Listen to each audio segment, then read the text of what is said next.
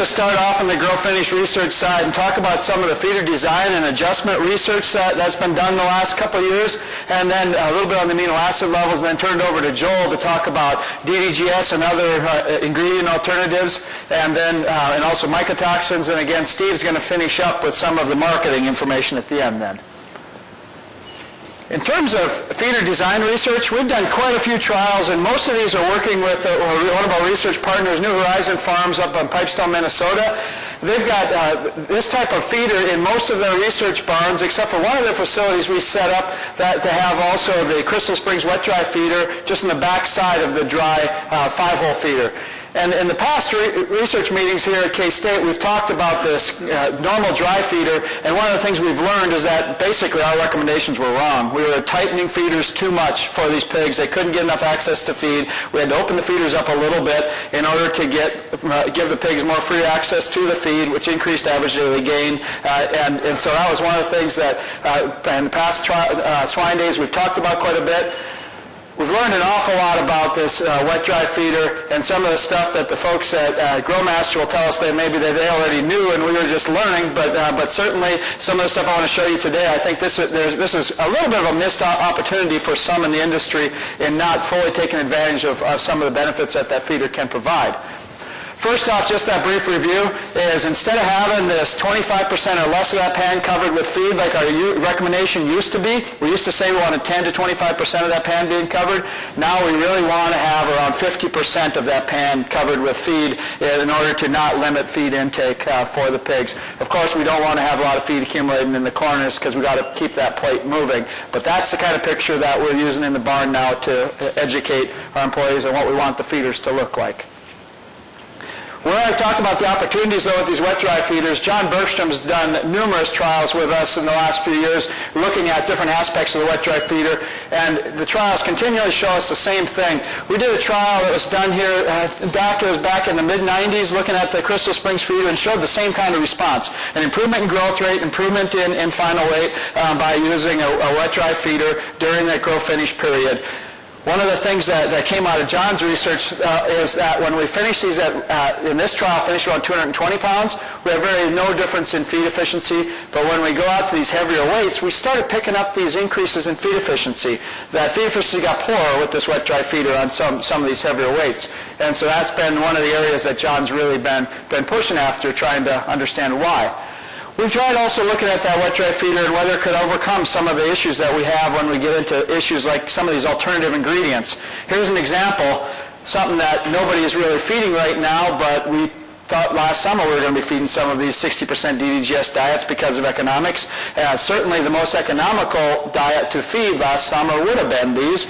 Of course, as a packer, I know we got to have a few of them in the room. They don't want to see some of those pigs coming through their plant because of what the iodine value, the softness of the back fat coming off of pig fed, 60% DDGs.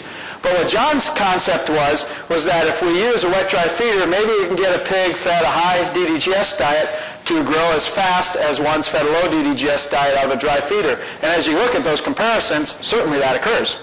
They grow faster, but you obviously see as we go from 20 to 60% DDGs, you see that reduction in average daily gain.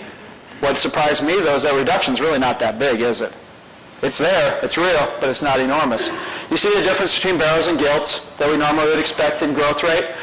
We also see that as we go to the wet-dry feeder, whether it's a 20% or 60% DDGs, we see that improvement in growth rate. One of the things that came out of this that we haven't followed up on tremendously, but the thought of is replacing some of those dry feeders for half that barn with either the gilts or the lightweight pigs in the barn and grow them faster than the pigs that are being fed off, the barrows being fed off a dry feeder. That's a possibility that we certainly haven't explored as much maybe what the industry could use this kind of technology for. Again, this trial, though, what showed up with taking these pigs to some of the heavier weights is we got these poorer feed efficiencies that became, again, the impediment with the wet-dry feeder, trying to understand why are we seeing poorer feed efficiency where we didn't see that in some of the very early trials with the lighter finishing weights that we had been doing. Okay. So John's been looking at all different kind of ways to try to see if we can overcome this poor feed efficiency. He did this is a pretty radical one, is taking that wet-dry feeder and turning it into a dry feeder for either 8, That's the WD8, is wet dry up until 8 weeks before market, and then basically shutting off the water supply and making the water only through the cup water in the pens, or doing it 4 weeks before market, or leaving as a wet dry feeder all the way to the end. And again, we have our dry feeder control here. And as you would expect, once you shut that water off, you see that average daily gain drops quite dramatically and brings them all the way back in growth rate to what the dry feeder was. But it also brings back the feed efficiency and improves it by taking away the water towards the end and turning it into that dry feeder. And so some of that hit and growth rate, I don't think we'll see doing this on a wide-scale basis, but it again showed us that there's a potential that we can, if we can harvest the gain benefits that we get in those early phases without taking the feed efficiency hits, there's a way to use this feeder help us out quite a bit. Just to give you an idea as we get into some of the feeder adjustment trials that John's also done of what the different feeder adjustments look like. This is one that feeder has about a 0.75-inch opening with the particular diet. This is about a 15% DDGS diet that was fed in this trial. We score these coverage and looking for how much bare metal shows up in the pan, and there's about a little over 53% coverage with the setting of 10 in this feeder with a 3/4 inch. You move that opening to an inch, setting of 14, you get almost 75% coverage. And this is more like I think we want this feeder to look, and not having all the bare metal that we see shown in this slide. And this is one of the recent trials that John's just finishing. These pigs just went to market a couple weeks ago. And if you look at settings from 10 up to 18 with this wet-dry feeder, we're seeing that these wet-dry feeders are actually more sensitive to adjustment than what the conventional dry feeders are. And that as we increase this opening, allow more feed access to the pigs, we see growth rate go up quite dramatically. And so if you say, well, what's the difference between a wet-dry feeder and a dry feeder on growth rate? Well, it greatly depends on, of course, how you have those feeders adjusted. So we have the adjustments on the dry feeder, showing if we have them too tight to all the way as far open as it'll go without, as far as with the adjustment gauge in that feeder. You see the improvement in growth rate, but it's not a huge improvement as compared to what we see as we go to the wet-dry feeder, the difference. But then you look at feed efficiency, again, we see with that tighter adjustment, we have similar feed efficiency to the dry feeders, but as we open them up, we get better growth, but we also get poorer feed efficiency. Okay? But if you look at this data a little more closely, what we find is if we look at the first periods, from 70 to 190 pounds in this trial, you have almost 10% improvement in average daily gain during this period by having an 18 adjustment versus a 10. So you get 10% improvement in growth rate with really no change in feed efficiency. So early on, you can have that feeder pretty open, you get all the gain response, and really no hit in feed efficiency. But when you get to those after 190 pounds in this trial, you see that gain response is still there, but it's much, much smaller, about 3.5% improvement in gain, but that's where we get all the hit in feed efficiency, a little over 7% higher feed efficiency with the 18 versus the 10 adjustment. And so where we're really going with this research is going to be looking at stepping down, tightening this feeder up as these pigs go through market to see what's the best way to manage it, to harvest as much of the gain response as we can without getting that hit in feed efficiency that of course, with high feed costs makes the feeder less attractive than what it does if we can figure out and get this feed efficiency back to zero. And so our current feeder recommendations is with a dry feeder, we want to have 50% of that pan covered with feed. And with the feeders, we've only tested a couple different feeders now, but that's 1 to 1.25 inch below the adjustment gate on the feeders we've tested. And general recommendation, a minimum of 2 inches of feeder space per pig, but we'll readily admit there needs to be a lot more research done to determine exactly how much space is needed per pig on a dry feeder or on a wet-dry feeder for that matter. The wet-dry feeders, we see increased gain and intake compared to the dry feeders. We're still working on determining the optimum setting. With the data that we have right now, it looks like starting them out at about 1.25 inches opening from placement up to just around 200 pounds, and then dropping that down to closer to 3/4 inch as we get out to market. And now, one thing Marv Wastel with Growmaster pointed out to me yesterday, which he's exactly right on, is that will certainly depend on the flowability of the diet. And as we have a diet that flows a lot more freely, larger particle size, somebody that isn't grinding quite as fine, you might need to tighten it down more than what we've got shown here in these settings. Okay. want to just do a brief update on some of the research that we've done in our new swine research barn. Any of you that were here at Swine Day last year that went out to the farm afterwards got to see this facility, and a beautiful facility that's really been a nice addition to our swine farm. And certainly, again, want to thank all of those in the room that put a lot of money and effort into helping us get this facility built.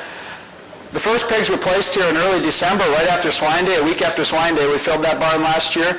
We've got 8 research projects that have been completed or near completion at this time. We've done DDGS by enzyme trials. We've done 4 separate lysine requirement experiments that I'll show you the overall summary of that data. We've done some trials with blending diets, and I'll show you that data. Joel's going to show you the DDGS by wheat midds trial that is just about finishing up right now, and what the current data from that. And we've got another trial that with feeder space by feeder adjustment that we're also doing at this time. From the lysine titration trials, these again are trials that John Bergstrom did, where he did 4 different lysine titration trials looking at mixed sex pigs. We got both 50% barrel, 50% gilts in the pens, and looking at titrating lysine levels for 4-week periods. And what we're showing here is the comparison of the response, the optimum response from those trials as compared to PIC's gilt recommendations and barrel recommendations. And so as you see, the response came very, very close to what the PIC recommendations were for those first 3 trials. The only one where we saw a little bit different response, we saw a little lower response in that late finisher stage in that facility than what was seen in the PIC recommendations. We've tested this. Steve talked about that PCV by lysine trials that Nick Shelton had done up at New Horizons. I don't have any of those data slides in here. The overall summary I'll give you from that data is that we, on the lysine calorie ratio, or percent lysine of the diet, the requirement wasn't any different for a vaccinated pig or an unvaccinated pig. Now certainly on the grams per day, there's a huge difference. The vaccinated pigs have so much higher growth rate, so much higher protein deposition, they have a much higher lysine requirement. But when you express it relative to the energy level or as a percent of the diet, there wasn't any difference in the lysine requirement of those pigs. One of the things that this new research barn gives us the opportunity to do is to do blending of diets. We've got the FeedLogic Feed Pro system in there where you can blend 2 different diets together as they're being distributed into the feeder. And so we did a trial to look at either a phase feeding, this is the normal 4-diet phase feeding program like most of you would follow in your operation, as compared to using a diet curve where we set the lysine curve up for those pigs and had it basically changing every day. And so it providing a little bit different lysine level to those pigs as they required more feed in the feeder. And then came another concept that we've been toying with, and I think we want to follow up more on, is using an option using ground corn in one bin and a supplement in the other bin.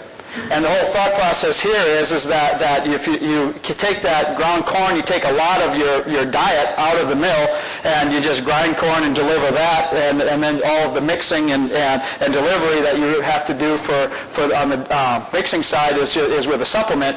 And what it showed us is that basically what we did is that corn supplement phase was set up to feed the exact same diets as the 4-phase system, and so you're really just checking, can this blend those 2 together as well as we can blend them in a mixer? That's really what this is looking at. And what it tells us is overall is we basically can. We get no difference in average daily gain between those 3 systems. We do see a little bit difference in feed efficiency. The last phase of the trial, the corn supplement phase, had a little poorer feed efficiency. Up until our last phase, they were basically identical across all 3 of these. But the diet curve and the phase feeding, you see this same response. The way that the diet curve was set up, we had slightly lower lysine levels in the diet curve than the phase feeding when you look at on an average overall the entire trial. And so we have a lower feed cost per pig numerically as we go to that diet curve. And the corn supplement, that one ends up with a slightly lower, and that's part of that effect is because there's less processing cost because you're not having to have a mixing cost on the corn portion. You still have delivery, of course, and you still have grinding, but you don't have that mixing cost on the corn that's used. If you look at the overall income over feed cost then, again, there's no significant differences here, but it does show that there's some potential opportunities for either the diet curve or using this corn supplement with this feed logic type system to blend diets on location in the barns. I'm just going to finish up with a brief set of some recent trials that we're also just finishing up looking at tryptophan to lysine ratio. The reason we get interested in tryptophan to lysine ratio, of course, is that most of you now are adding lysine, methionine, and threonine into almost all of your diets, or when you use high levels of distillers, of course, that knocks out the methionine, but you're adding lysine and threonine into those diets in order to further reduce your feed costs. And certainly with the example we have here with prices just plugged in, if using those synthetic amino acids versus 3 pounds of synthetic lysine, the old standard, is still worth around 45 cents per pig, and obviously you can change those numbers to whatever you want, but there's still money involved with using those higher levels of synthetic amino acids. Again, the question becomes, though, is when you're supplementing with lysine, threonine, and methionine, tryptophan becomes then the next limiting amino acid. So we have to know where to set tryptophan in these diets. Problem is tryptophan's a tough one to do research trials with because it's at very low levels, it's difficult to analyze in the diets, and so it's been very difficult to get very clean responses in some of these experiments with tryptophan. This is an experiment that Julie Barnes is doing. Julie just started with us here this summer, and what she's looking at here is 18% SID tryptophan to lysine ratio.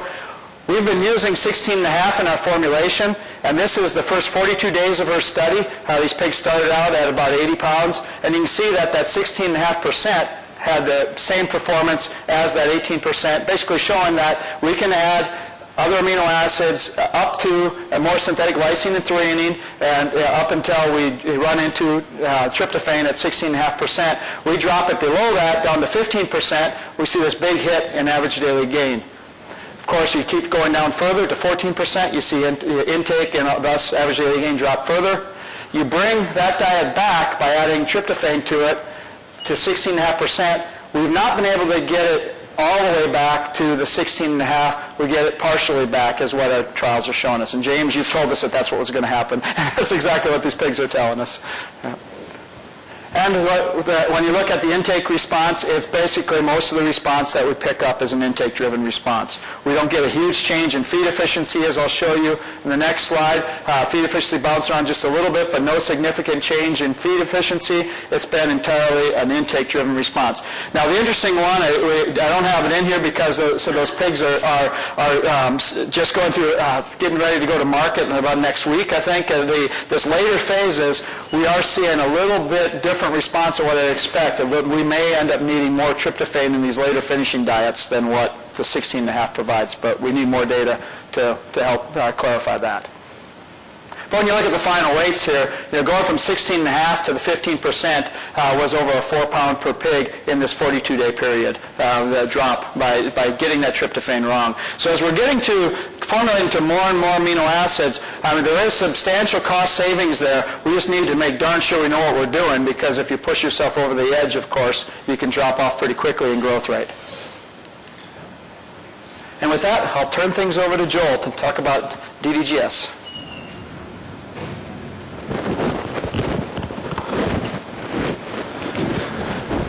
Looking out in the crowd, looks like we're having pork chop fermentation going on. We're getting the screen eyes going.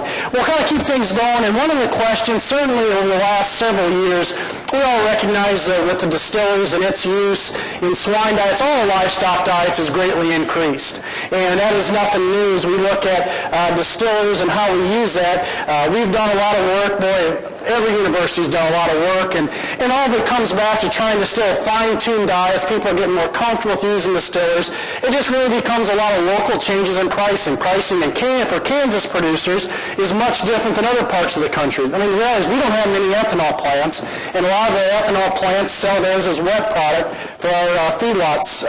So a lot of the distillers we use comes out of Nebraska, other places. There's certainly some used in Kansas plants. But again, as we look at all that and how it impacts folks here, we try again to continue to look at that. One of the resources we have, and many of you have seen this before on our KSU website. We have a calculator. We have several different calculators. One of those we have is for distiller grains. And again, we're plugging in some values. And again, you can use your own values. It's an interactive tool that you can use at ksuswine.org. Using some typical prices that we would find generally here in Kansas, looking at approximate savings per pig if we come down to feeding 10 up to 30% distillers. Again, just about $2 for 10%, just over $4 for 30%. If we'd go back and start entering our high soybean meal prices that we had 2-3 months ago, these economics changed substantially where we would almost double some of those prices saved. And so as we go forward, distillers are still working into a lot of diets and something we continue to look at. One of the follow-up, and then Jay Giselle is actually going to be defending his PhD on Monday, so if anybody in the crowd has questions, we'll take those and ask those Monday for him. I'm sure he would appreciate that. One of the last trials that he's worked on here is we've done a series of different distillers level trials. One of the ones we wanted to follow up is have a couple objectives. We know that distiller grains, when fed at higher levels, oftentimes at 30% plus, trials are mixed whether we're going to reduce growth performance or not. In most cases, we'll probably reduce it a few pounds. One of the things we recognize when we feed distillers all the way through market, pigs generally have a decrease in yield. The extra fiber, it's not been totally proven, but the extra fiber, probably the extra little bit of protein, gets additional visceral weight, so we actually have a yield hit. And then the other thing that comes with is the carcass quality. Mike touched on that. The more unsaturated fat we feed, so distiller grains, made up of 10% oil. Corn oil, is soft. We are what we eat. So right now we're all one big pork chop after lunch. But we are what we eat, and so the carcasses get soft from eating that type of fat. And so one thing we're trying to do is look at how we mitigate that type of effect if we feed high levels. And so as a little background of this slide to set it up, this was done up at our Pipestone Research Barn, that commercial facility, where we fed distiller grains from day 0 to 48, either at 0 in this control, or all the rest of the pigs got 30%. Then from day 48 to 69 of the trial, either fed, again, 0. These 30% pigs got dropped down to none for the rest of the time. We kept some pigs on 30, dropped some to 15, or kept these two treatments here, again, 30%. And then the last few weeks before marketing, again, 0, 0, 0, 15, 15, 30. So when we think about this is we have no distillers, high distillers early with a taper down in these two, or 30% all the way through. And basically what it showed, again, while not statistical, we did have, you can see when we provided that withdrawal those last few weeks, average daily gain we maintained about identical. We did have some numerical drop-off, but nothing statistical in terms of stats-wise. What did that do on final body weight? Again, nothing statistical, but again, from about a 268-pound pig, we maintained that when we had a complete withdrawal going out. But you can see then we started to give up about 5 to 6 pounds when we kept higher levels all the way through. And again, if it's cheap enough, if our cost per pound of gain is lower, we can, if we have a few, 2-3 extra days, we can make up that weight at the end, okay, rather than selling a little lighter pig. But again, we can see what had happened in terms of final body weight from feeding it all the way out. And again, I think this would coincide with other data that's out there as well. From a feed to gain basis, we really saw no change. Most of our data, again, in a commercial setting would show that we do not change feed efficiency when we feed distiller grains at a low, medium, or high level. And that's generally what most others have found as well. We have a little bouncing around in this case, but again, no effect on feed efficiency. One of the things that has been consistent, but this trial did not show it, is one of the objectives of this trial is to look at carcass yield.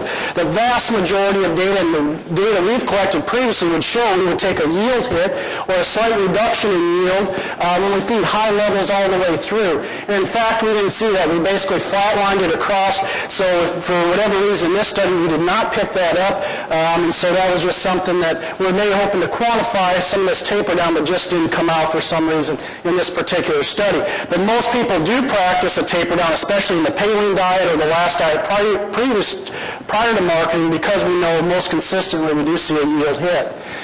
Fat-free lean, again, a slide, again, is no matter what type of regimen, we didn't have a decrease or an influence, and that would be very consistent with most other research as well. Now for fat quality, one of the overriding reasons we did this study was to look at how can we implement strategies if we feed high amounts early, low weight, and try and overcome some of the carcass softness issues. Well, in fact, you can see across here, I think one of the most important things is to look at these first three bars. If you look at first we fed our control pigs that all got no distillers, or if we just fed 30% distillers early on, okay, we increased that by about 4 points. And again, a kind of a cutoff in that 72, 73 type range for some of our Kansas producers as they head to Triumph. Other packing plants are trying to maybe establish some maximums. But again, even having feeding high early and none for those last over 40 days, we were still bumping really close. But then you can see the more distillers, again, for longer durations, we only had slightly higher amounts thereafter. And this goes back to really once that pig in the earlier stages sets its fat composition, it isn't turning over and changing. So trying to feed high levels early, pull it all out late, we're still going to be basically on that line in terms of depending where you're first starting at. So again, it shows us that these high levels early, we still got to be careful. And even feeding high levels all the way through, again, not much of a change just from feeding it high early. So I think that's important as we look at how we practice some of that trying to hit targets. One thing we know about iodine value, again, these are jowl fat samples, is that gilts have a higher iodine value than barrels. Gilts, the leaner the animal is, generally, the lower the higher the iodine value. The fatter animals generally have a lower iodine value. And that, we've shown this in other research here. Justin Ben's formula here quantified that in several research trials. But just again, a point, a clarification, there is differences between our genders. Okay? So if we look on the feed cost per pig, again, from obviously feeding distilled grains provides some benefit, okay, in terms of feed cost per pig.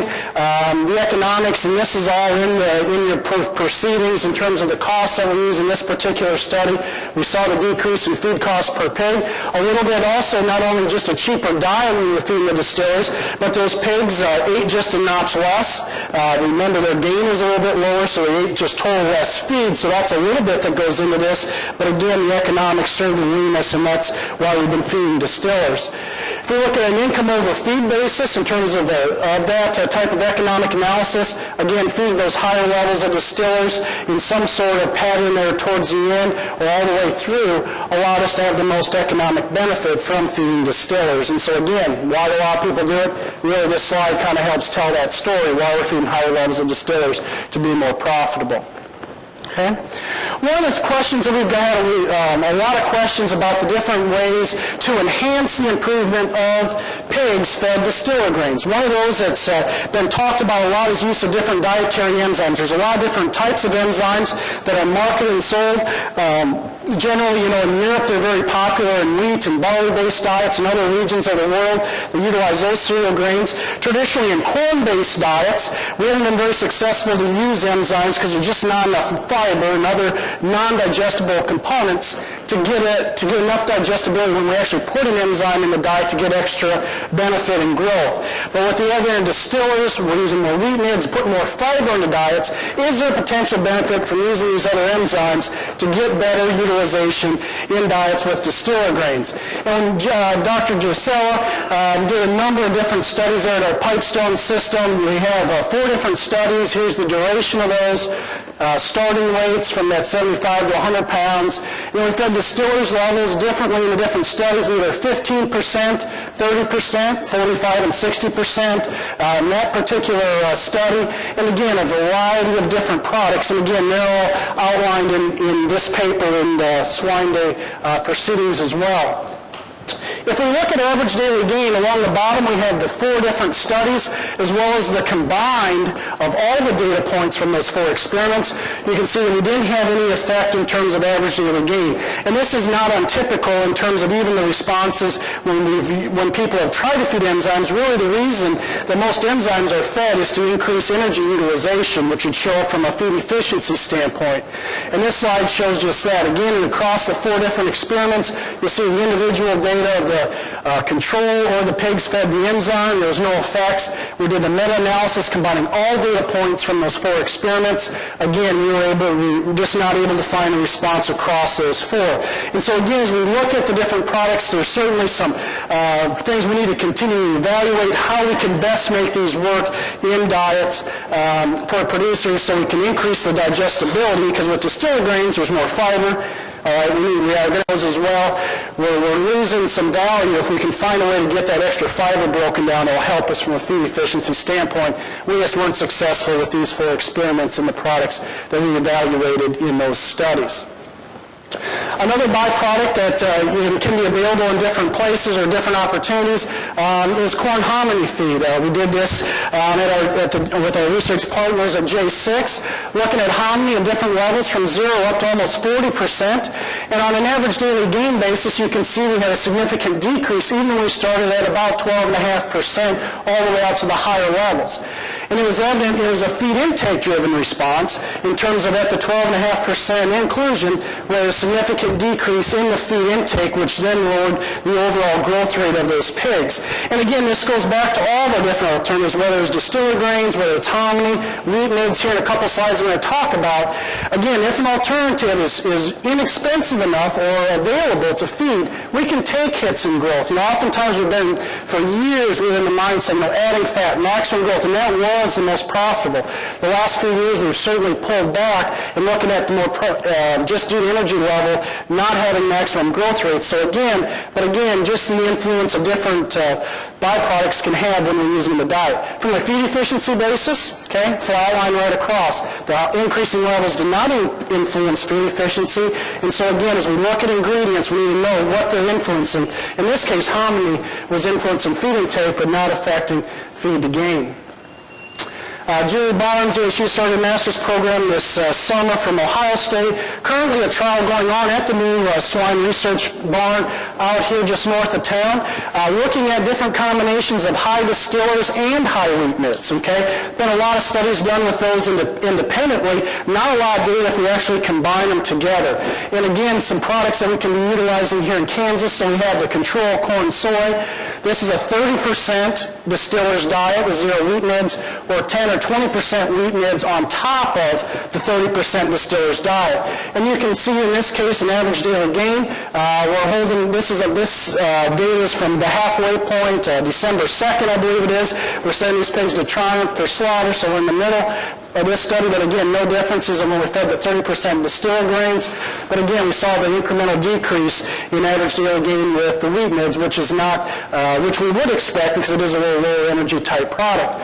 In fact, in that transition into the feed efficiency, again, we saw a slight numerical decrease on the 30% distiller's diet compared to the corn diet, which again, we've typically seen in a lot of our studies in terms of a small numerical decrease.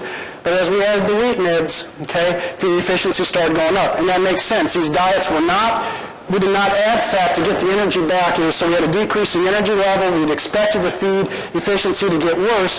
One of the other things is probably from a feed handling standpoint that's probably been the biggest challenge with this study is bulk density. Now, we have 4-ton bins.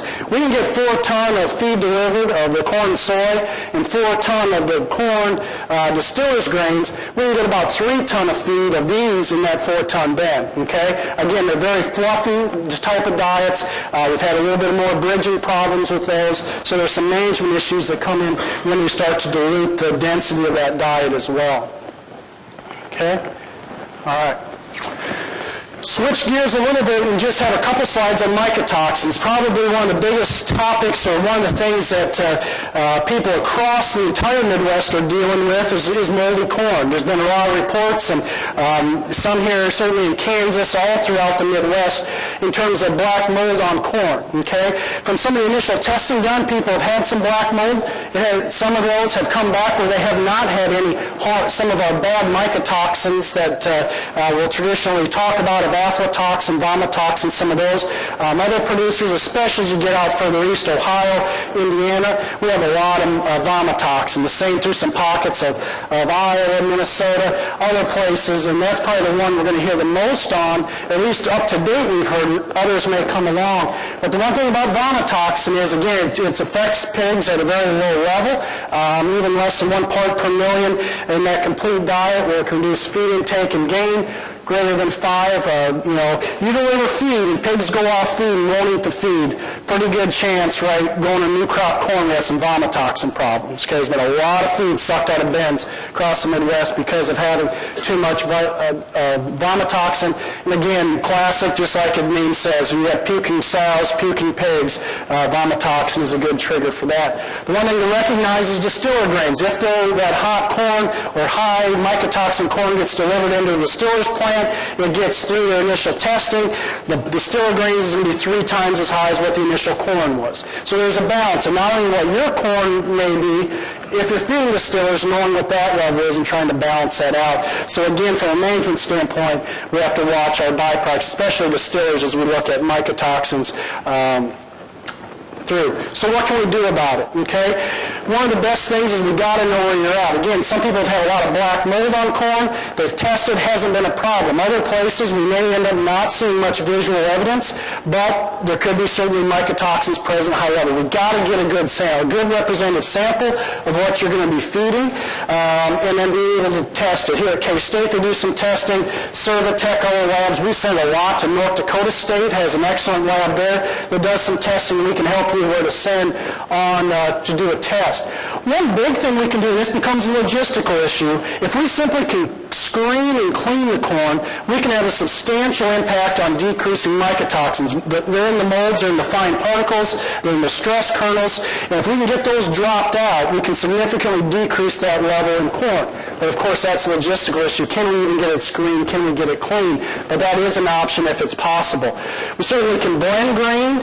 If we know we have hot pockets, and again, it's still about a maximum in the diet. So if you have some hot corn, I'll call it, with a high mycotoxin, and you have clean corn, you can still blend those or use them as 2 different ingredients. I mean, that's how, the grain merchandisers, they get in some hot corn or high moisture, you blend it out with some low stuff and still get rid of it and be okay. Really, we can do the same on the pigs as long as we have a good management system where we can actually get those blended out.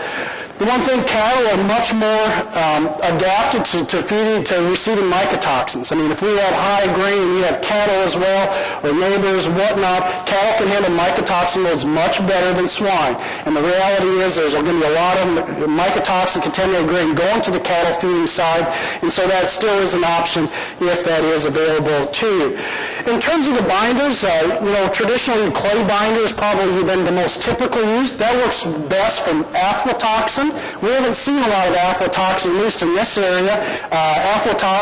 Clay binders do not work or work very poorly against vomitoxin. Okay? There's other products out there. I know there's some companies here, and they have some available that are being used.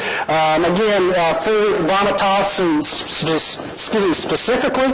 And so again, look at those products. If you have corn that needs some mediation, we got to be able to look at ways and then just balance the alternatives with the costs of these different types of ways to get around. But again, something we have to pay attention, unfortunately, over this next year. Okay. With that, I'm going to turn things over to Steve Dreitz to finish out on some things in terms of management of pigs prior to slaughter. Get changed here. Thank you, Joel. Everybody sleeping there yet? All right. We'll keep on going here. We're getting to the home stretch.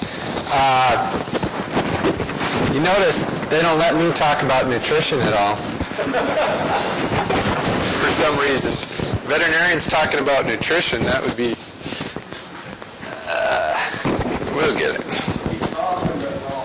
There you go, buddy. So I get all the good topics. Actually, this is a topic that I've had to do a little nutrition lately, and I don't get to think about quite as much as I normally do. So it's been kind of nice to be able to talk about managing pigs at closeout.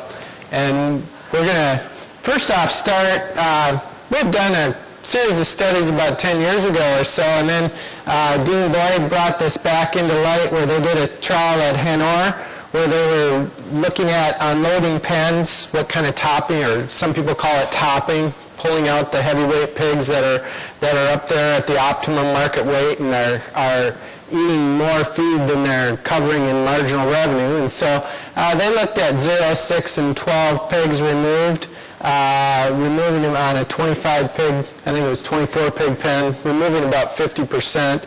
And you can see got an improvement in growth rate there and improved that marginal feed efficiency by doing that. And the reason why it came to light with us looked like it improved marginal economics by $1 to $3 a pig. So of course we're getting questions, and as you've seen, Dr. Gisela, he's kind of been a busy guy the last year and a half or so.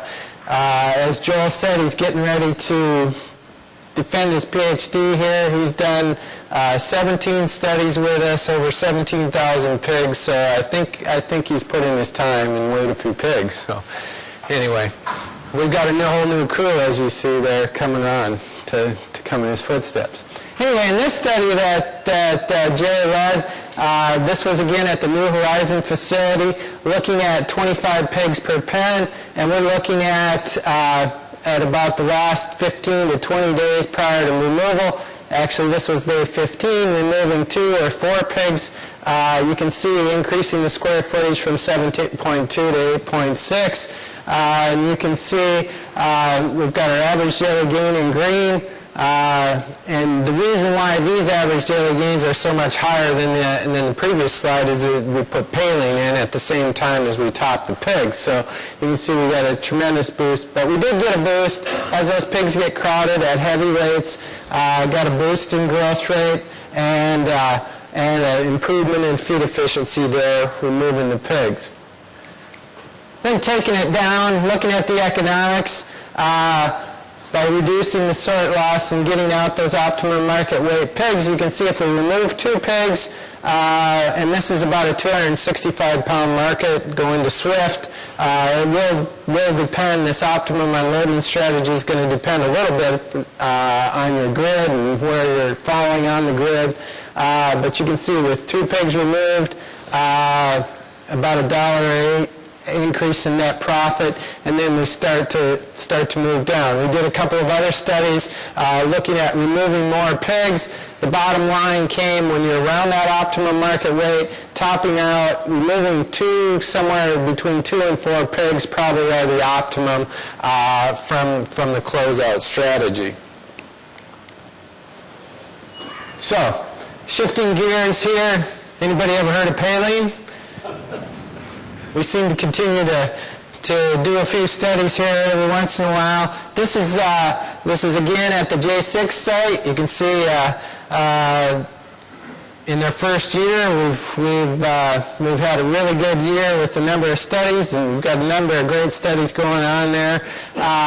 One of their questions are, they go to Triumph, pretty heavy market weight, not a lot of data on paling at a heavy market weight. So you can see looking at a 14 or 21 day duration, and you can see this falls with a lot of the data in the literature where you get a real big boost in growth rate in 14 days, and then as you get to longer durations it starts to fall off. And you can see we got the improvements in feed efficiency here in this trial. Also, Dr. Gisela done another trial in the last year up at the Pipestone. Over the years, I know many producers have used a step-up program where 2 weeks feeding about the 4.5 gram and then going to a higher dose, and sometimes you can prolong some of the benefits of the paling from the step-up program versus the constant 21 days of 4.5 grams prior to market. You can see really in this study, in our constant feeding program, typically we recommend a constant feeding because of a lot of the farms and production systems we work with, it's difficult to manage 2 different paling diets, and so this was looking at evaluating that benefit. What we do see, though, there's no added benefit in growth rate, but we do see this is typical. The growth rate benefit of paling decreases the longer you feed it. Typically rapidly decreases. But the one thing that does happen is carcasses do get leaner with longer durations. And that's one thing this data is right in line with a lot of the other data in the literature. And then when you see there, the constant program on our income over feed cost, really no disadvantage there from the 21-day versus the 28-day. So depending on the production system, some production systems are able to harness paling on more pigs so they can use a step-up program. Seems to work. Got to be careful that your durations don't get too long there or you'll start dropping income over feed cost. From a constant standpoint, usually around a 21-day, maybe a little shorter as you saw in the first study, 14 to 21 days on an optimum there in a constant depending on the production system. Bob, this data look familiar? You remember doing a study there at all? You might have. Actually, this study here, we're looking at mixing pigs at 260 pounds, the effect on growth rate. You know, moving sites all in, all out, trying to improve the efficiency of those sites. When you got a 2-barn site and we mix the pigs, the lightweight pigs, so we can get that barn cleaned out. And so that was one of the questions that came up from our research partners there with J6 is how can they more efficiently manage their sites? And so typically that's how the process works is we're out in the field and people are asking us questions and our job then is to translate that into a testable hypothesis and a study design there's a pretty good story on this one. Jim and Mike went up there. We really didn't hardly know the treatments till they got in the barn, but that's a whole other story. But we kind of had them worked out. We just didn't realize that we were going to have the number of pigs per pen here on the treatment. Anyway, from a mixing and efficiency standpoint, so what we did on this study, the treatments were a control where we had 12 pigs per pen because that was the number of pigs left in the barn from marketing that were not mixed. And then we had pens where they had 12 pigs per pen, and they mixed them across 2 different barns and mixed the pens up, so those pigs had a different social structure. And then here we had 2 treatments where we had 20 pigs per pen versus 12, and these are normal 25 pig pens with a 42-inch feeder in there. And then we mixed them across 2 barns or just mixed them within the single barn. And you can see over on the left, it's a day 0 to 7 decrease in feed efficiency, and I think this would mirror the data day 0 to 7 average daily gain growth rate. This would mirror a lot of the data that Bob Hines did a long time ago. That early period after you mix them, that's where you get decreases in growth rate. And as you increase the time period that they're mixed, the effects are not as great. And also you can see in this facility that when we had the 12 pigs per pen versus 20 pigs per pen, a pretty significant decrease in growth rate there by having the increased stocking density. And so we don't really understand if that's stocking density, if that's feeder space. This 20 pigs per pen would have been about 2 1/4 inches per pig of feeder space, which Mike said was our recommendation of what we want for a minimum. So it looks like it would be appropriate. But certainly there is an effect of stocking density / feeder space there on growth rate.